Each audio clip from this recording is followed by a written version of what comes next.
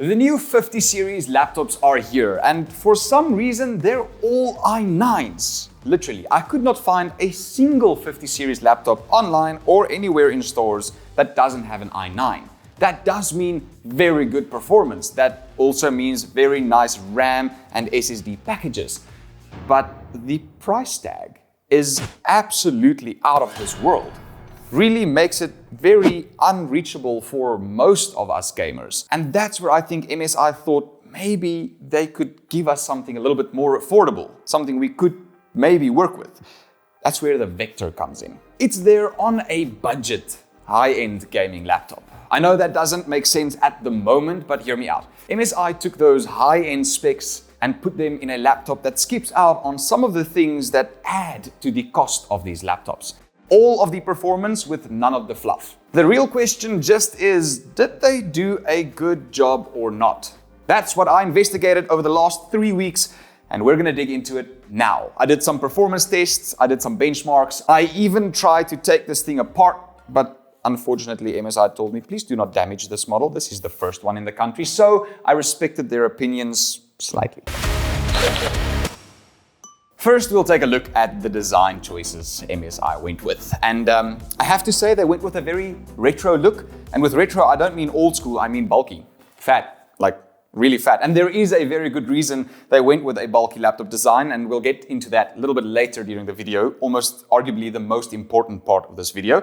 I'll leave some timestamps below if you want to skip ahead, but don't, because this laptop is worthwhile checking out. And speaking about checking out, look at the design choices of the hinges. The copper heatsinks that shine through, the blue feet they went with. It's a really interesting design language that they went with. What's more interesting though is the saw blades they decided to add exactly where your wrists should go. Very creative, very why? This is a question I have for them. As for the color of the laptop, cosmic gray, kind of nice, decent. I really actually like it. The color changing factor of the hinges do catch my eye. I don't know whether I like it or not. It's cool and not cool at the same time. It's sleek and not sleek at the same time. The keyboard though, pretty fun. The numpad is included, a full one, but at quarter of the size of a full numpad. And also the WASD keys, they're see-through. For some interesting reason. I do not know why companies think that gamers need to know where the WASD keys are. We know where they are. We use them, always. You do get 24 RGB backlight zones, which is pretty decent. And the arrow keys, they have quite a cool design. Shortcut key to make noise. We'll get into that soon. The keyboard itself is really decent to type on. I really enjoy a chiclet style keyboard like this one. I always have issues with the longevity thereof, especially for gamers. However, for a typing experience, it's so soft on the hands. It's just like pudding, but on a PC. Now, honestly, the most boring part of the design of the laptop is the trackpad. I'm sorry to say, it's just another Windows trackpad. It does exactly what it should, but it's not going to be your main form of navigating your laptop. You're going to need a mouse. Now, zooming in a little bit closer to this little piece right here is your webcam. This is the quality of the webcam that you can be expecting. It's a 30 FPS 1080p webcam. This is in perfect lighting conditions, and as you can hear, the audio isn't too bad. It's not on this microphone, that's the built-in audio of the webcam. The webcam also has this very nice feature where you can close off the camera if you're trying to hide your gaming sessions, of course. That's why you'd be wanting to hide your camera, nothing else. Anyways, moving on with the review. The display on this one is a 16-inch 240Hz QHD Plus IPS display. Although not all models will have the exact same display, this is the one we got from MSI, and it's pretty decent. The gaming experience overall was fantastic. It's not an OLED panel, so the blacks aren't the blackest, and the brightness isn't maximum as you can get out of some screens. However, who's going to be gaming in direct sunlight anyways? The colors themselves really are decent. I actually enjoyed the screen more than I thought I would. It matches the internal that this machine has. You can see it on the screen. Now onwards to the part of this video that is either a make or break for you or me. And that is the audio.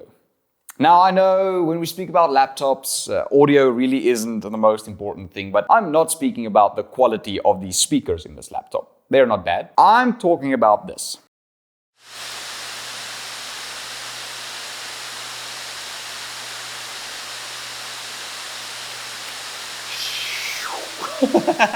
Remember those insane specs I spoke about in the beginning of this video? Well, if you're not going to be spending a lot of money on the extras, the fluff of a gaming laptop, then you end up with this situation. So MSI decided to not go with a fancy slim vapor chamber to cool the laptop. No, they went with the old school blow on it until it's cold method. That's why it is very loud. It's not very loud when you just use it standard. You can actually just have an enjoyable experience with the laptop without it being loud at all. It's more for when you're gaming. It does the job though. It doesn't go over 80 degrees. It's just very, very loud. You will not be able to sneak in a gaming session at work. They'll know. Everybody will know. And the fact that most of the heat gets sent out the back of the laptop and only a little bit far at the back of the laptop to the sides means that while you're gaming, you probably won't be frying your fingers like some of the older models of Windows laptops we used to have. So that is a decent thing. I really like the fact that the ports come out the back so you don't have a bunch of cables flowing to wherever and getting in the way of your gaming experience. And speaking about the ports that you get in this laptop, I'll throw them up on the screen right now. You can have a look at what this laptop offers. And there's also a few different versions of this laptop, which I'll also throw on the screen right now. The version I had for the last 3 weeks was the Core Ultra 9 275HX paired with the all-new 5070 Ti and 12 gigabytes of VRAM that comes with that. Now for the cool part, the benchmarking, the testing, I started playing Expedition 33 and that's about as far as I got with testing because I just couldn't stop playing the game and it performed so well. It was such an enjoyable experience. I maxed out all of its settings. I ran a beautiful 2560 by 600. I really pushed it to its max. And it just never got hot. It never got slow. It was just a pure joy to have. It is a semi-pack up and go type of device. It weighs 2.7 kilograms. It has a charger that pushes out 330 watts. It does get a little bit hot when you're gaming, but besides for that, this is basically all we need in 2025 to have a great gaming experience and portability. Overall, I actually do think MSI succeeded with dropping the price for a top spec gaming device and yet still making it fun and exciting to use. I'd like to hear your opinion on gaming laptops in general and also your experience with perhaps previous Vector models. This is the very first one I've had my hands on and it's been a positive experience. Let me know in the comments below. This was Stefan from We Do Tech and I'll see you in the next video. We're almost at 100,000 subscribers, by the way. Cheers, bye.